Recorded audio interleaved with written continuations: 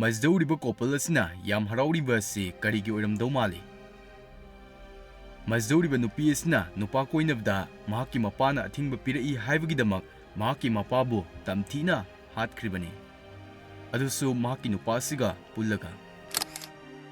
Yengbiu punsi asina hek horokpadagi imagi kathokpa ipagi nungsiba mayam asina yomduna sel amadi matam aduki matik changna chawnabi yogdaklibani. Aduga amaromdana angang kharadi makoina gyan ningthina tarakpa matamda mama amadi mapa animak leramdaba gyasu yauribani. Ngasigi video asibu yengiba viewers singi marakta ima ipa suna leitraba marup sing yauragadi comment tausinbiraklammo. Adomna ima natraga ipa yaudana hingba matamda kari karamba khudong chadaba sing mayoknabage haibadusu tentakna comment ta thambiramu. Maduna ima ipa suna leiriba mioi singda nungsibagi ithil ama soidana pini khanjai amadi Adomsu TKFX channel asigi maikaidagi ikai khumnaba amadi taramna uksinjari. Mazdaudiba teenager ani asi nungsinarami. Adubu makhoi anina nungsinaba sida nupisigi mama amadi mapana makhoi anigi mari asibu pamlamde. Aduna makhoi anina solution ama pamlaklammi. Mazdaudiba si nupisigi mapani. Pulisna makhoi anibu phadringi mamangi wari sing ado taba matamda adom soidana angakpa phawgani aduna wari sing ado hana khoipunna khangminakhisi. Nupi asigi maming Siara kawi aduga mapagi mamingna Daniel kawi. Siara angang oringaidagi hauna ayamba matamda mahaki mapaga punna leiminari. Angang oringaidagi Siara mapaningba angang haibdu oirakhi. Mapa macha punnana yam nungaina leibagi videos kya Daniel na social media da upload torami. Adubu nongmadi mahakna nungsina loinariba mahaki macha asina mahakpo hatkadauri haibasidi matam masida Daniel na khangjaba nate. April 3rd 2021 Daniel na sikadaba numit mangani mamangi video ni. And here we are with little Sierra Bob. Right, Sierra? Say hi. Hi. Hi. Hauzi ukriba videos dagi khangmangami. Daniel asi mapa moibagi magun chap chana cheli. Mahaki machabu fazaba mong amada ningthina loinai haibasi aikoina khangmangami. Sierra chahi taraga manga surakle. Mazdagi Sierra na Iron kauba mioi asiga date tauba horaklami. Mabanigi mari asi Daniel na khanglaklami. Sierra na ngang oina nupa khangnarakpa asidagi macha nupi asibu mangadaba kyadagi kanba ngamnaba haiduna ngallingaida athingba pirammi amadi makhata na Iron ga paw faunaba amadi unabana chingba amata tauba yaroi haina Sierra da hairammi. Masi hari haibagidamak makhoidi inkhalakliba matam oibana mama mapabu adukimatik sauninglammi. Masidaini tavda akitu zumba fawdaba wari horoktauriba asi.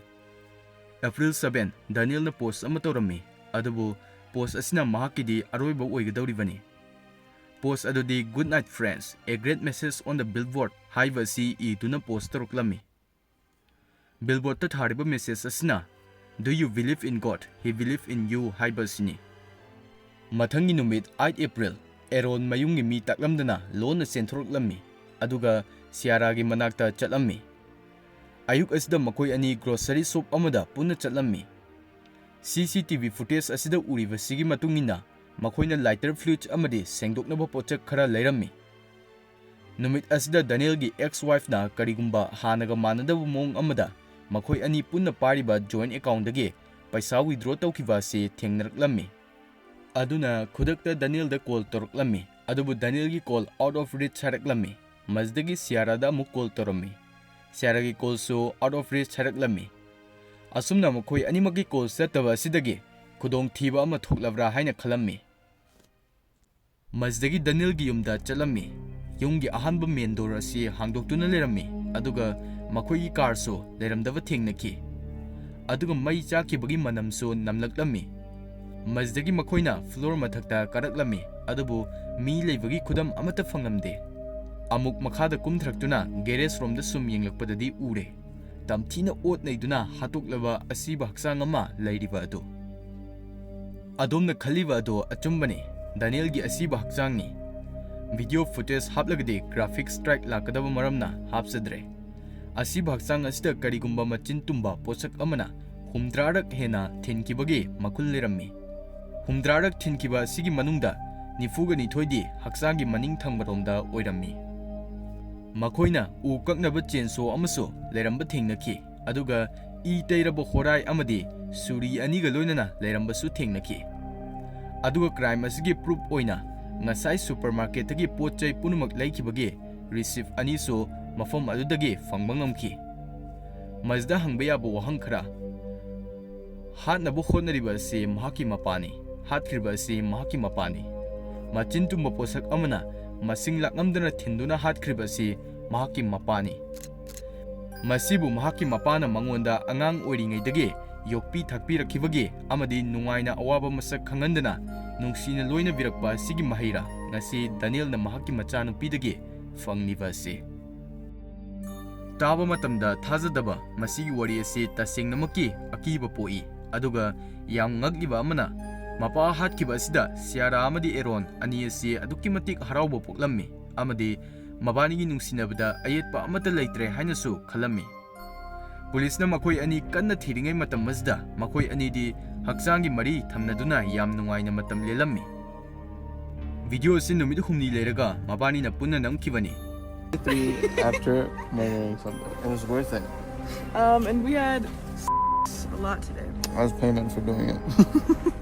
nganna haraubu fongdokpa haibasitabu awawa tagadabagi khudamni haibadumag makoi ani da thoki makoi bu kanana su faba amari thiba ngamlaroi khalluriba asi makoi ani gi yam chauba asoiba amani makoina tawriba thabak asigidamak makoina fangba haibasi masana tabani samna harabada isana tawbuna isana fangi haibaduni makoina mapa halamba numit mangani leraba matung April 13 da police na makoi ani bo track tawba ngamlammi mazdagi makoi ani police na arrest tawrammi chahi ama chupna case asigi matangda yam sangna court ta tangka kya thokna hearing chathraba matung aroibda court na final judgment lauthoraklammi madudi eron amadi siara mapunsi chuppagi oina kaisum sangda leiba haiba sini